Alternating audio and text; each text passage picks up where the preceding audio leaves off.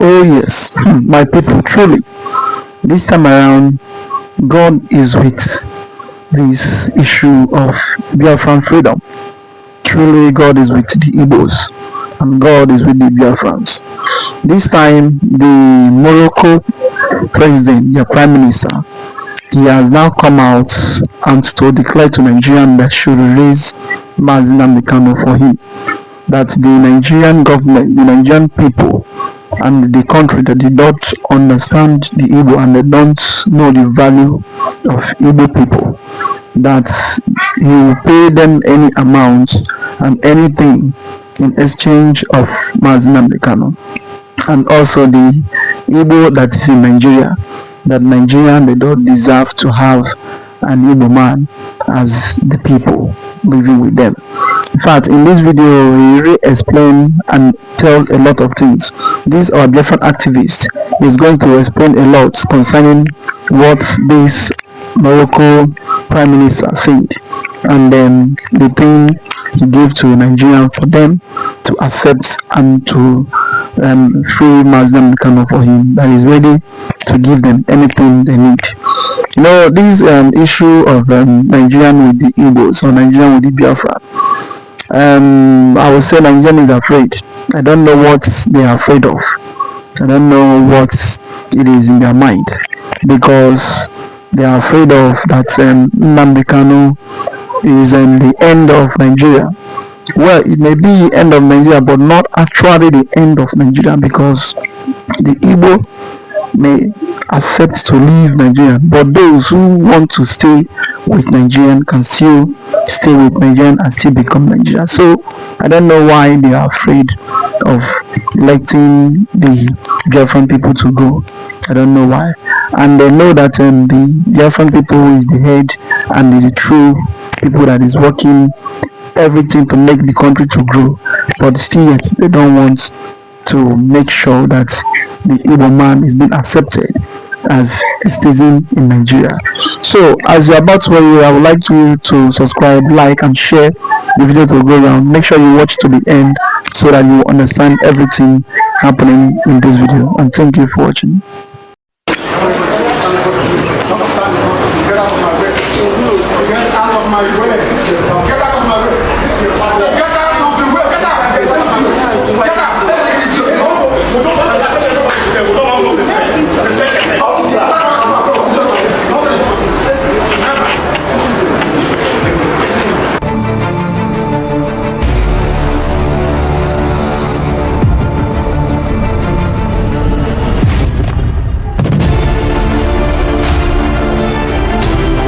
When a nation refuses to correct its past, history sends a witness.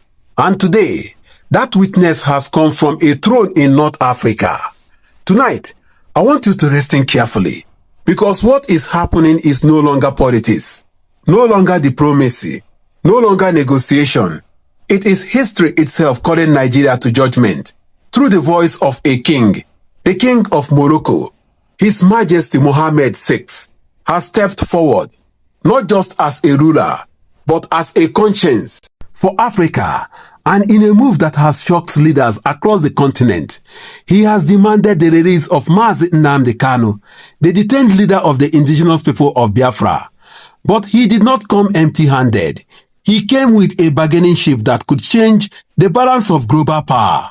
Rare earth materials, materials that can fuel modern technology, electronics, energy and even military innovation. These are resources many world powers are fighting to control, and Morocco is one of the few African countries rich in them. Yet the king did not offer them to the United States, not to China, not to Europe, not to Arab League. He offered them to Nigeria, but on one condition: free Nnamdi Kanu. And in the moment he made that offer, the conversation changed, because this is no longer about politics. This is about dignity. This is about justice. This is about a wound that Nigeria has never healed. A wound that the world has quietly watched for decades. And now, through this unexpected royal voice, that wound is being reopened before the eyes of Africa. The king did not speak like a man negotiating business. He spoke like a man delivering a verdict. In his own words, I want my name written in the history of African justice. I want to stand with a man the world tried to silence. I want it to be known that when others stayed quiet, I stood for conscience. And then he said the words that have shaken governments from Abuja to Addis Ababa. Nigeria does not deserve the Igbos. That is not a political statement. That is a historic accusation. And why did he say this? Because for over 50 years, Nigeria has enjoyed the labor, innovation, and intelligence of the Igbo people, but has never hailed the crime committed against them. A nation that benefits from a people while suppressing their voice stands guilty before history, whether it admits it or not. The king did not come to praise Nigeria. He came to expose its fear. And the truth is painful. If NNAMDI KANU is released, it is not politics that will shake. History will shake because his freedom will bring the world back to the table of 1967. Back to the truth of what really happened during the Biafran War. Back to the question Nigeria has spent half a century trying to bury. And that is why the Nigerian government is afraid, not of the man, but of the memory. Nigeria can jail a body, but it cannot jail the truth. That truth is now returning. Recently, the Sultan of Sokoto reminded the nation that no African country defeated the Igbos. It was a coalition of global powers. Britain, America, Russia and their interests. Nigeria was not the victor. Nigeria was the battlefield. And the king of Morocco is now reinforcing that same forgotten truth through his actions, not by repeating the Sultan's words, but by demanding justice for the people who carried that sacrifice.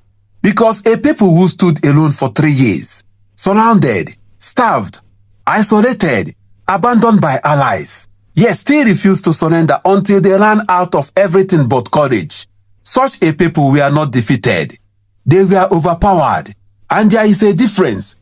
Overpowered people rise again. Defeated people disappear. The Igbo nation did not disappear. Today, the world trades with them, learns from them, invests through them, builds through them. The Nigerian economy stands on their backbone. Innovation in Nigeria is carried by them. Real estate, medical breakthroughs, entrepreneurship, engineering. Everywhere you touch growth, you touch an Igbo hand. And yet Nigeria detains their voice. That is what the king meant when he said, Nigeria does not deserve the Igbos. He meant, you benefit from them, but you do not honor them. You live off their genius, but you refuse them justice. You take their excellence, but you deny them dignity. And here is where the shame comes in. For a foreign throne to defend an indigenous son is a moral humiliation for the Nigerian state, because it means another country sees value in the man his own government fears. Another country sees justice in his cause, while his own government sees threats. If Nigeria had confidence in its own story, it would not fear his voice. But the government fears him because his voice is a mirror, and Nigeria does not want to look at itself. The world knows that Biafra was not just a war, it was a wound, and wounds do not die when government stays silent. Wounds die when truth is faced. This is why the intervention of Morocco is different from every other statement ever made. This is not activists speaking. This is not a civil rights movement. This is not an Igbo politician or a sympathetic governor. This is a king, a sovereign, a voice that carries centuries of heritage and moral weight. And when a throne speaks, history listens. And whether Nigeria likes it or not, the world is now watching. The king is not asking quietly. He made a royal moral demand. He stood before the continent and said, Africa must protect its own sons. If NNAMDI KANU falls, a part of Africa's conscience falls with him. These are not casual words. They are words aimed at history books. And this is where the Nigerian government now finds itself cornered. Not by force, not by democracy, not by protests, but by moral light. A government can silence critics, but cannot silence history. A government can seize microphones, but cannot seize memory. And in that moment, Nigeria's greatest fear has been revealed. Not secession, not protests, not referendum. exposure. Because once Kanu returns to the world stage, the conversation will no longer be about agitation. It will be about truth. And truth is the one thing nations cannot negotiate away. This is also why the king's gift is not really economic. It is symbolic. Rare earth materials are the battleground of the future. They power electric cars, aircraft systems, defense technology, batteries, satellites, AI systems, drones. Whoever controls rare earth controls revelage. And Morocco is saying, we are willing to empower you, but only if you prove you still have a conscience. That is not a trade deal. That is a test.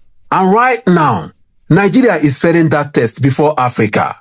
For the first time since the Biafran War, the narrative is no longer, why is NNAMDI KANU fighting? The narrative have changed to, why is Nigeria afraid of his freedom? And this is a question the government will struggle to answer without opening the pages it has tried to bury. Tinubu himself has now become part of this unfolding drama because he is the man holding the key, and the world is watching to see whether he will choose justice or pride. The king is not just calling for one man's release. He is calling for a nation to confront its truths. And truth has patience, but it also has memory. If Nigeria rejects this call, Africa will not forget. If Nigeria accepts this call, history will shift. Either way, the silence has ended.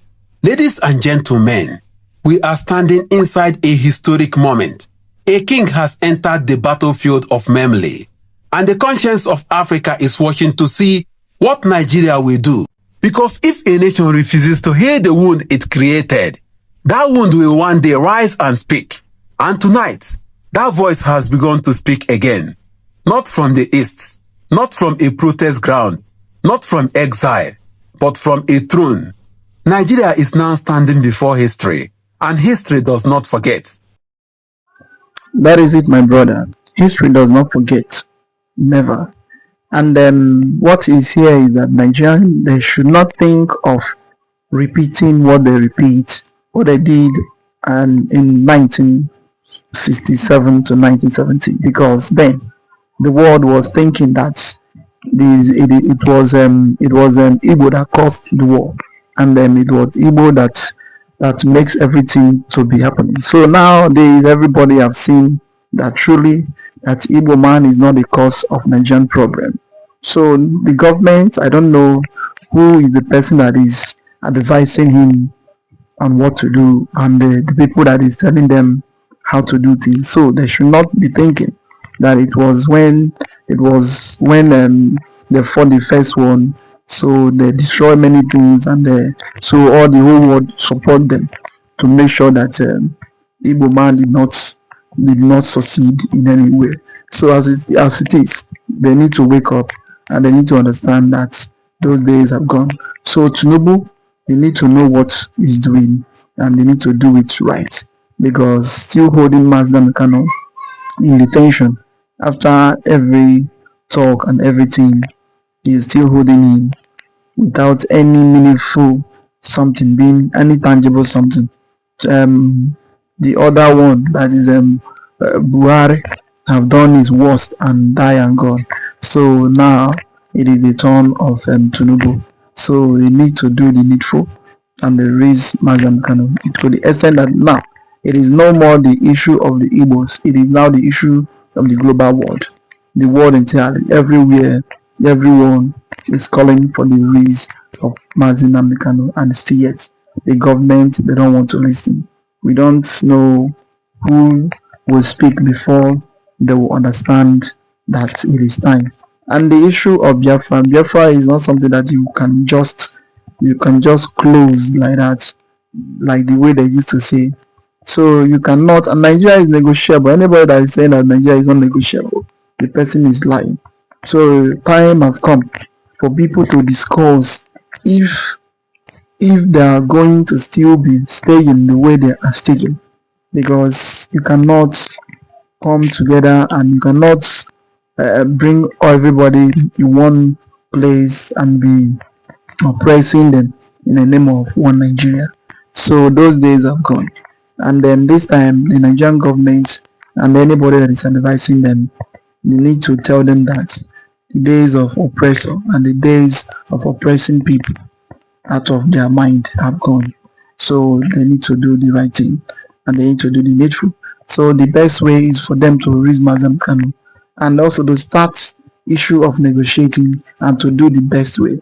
If it is for the Igbo to leave Nigeria as an independent country, good and fine. So if it is something that the Igbo will stay in Nigeria, good and fine. But nobody should come out and be telling you that Nigeria is unnegotiable.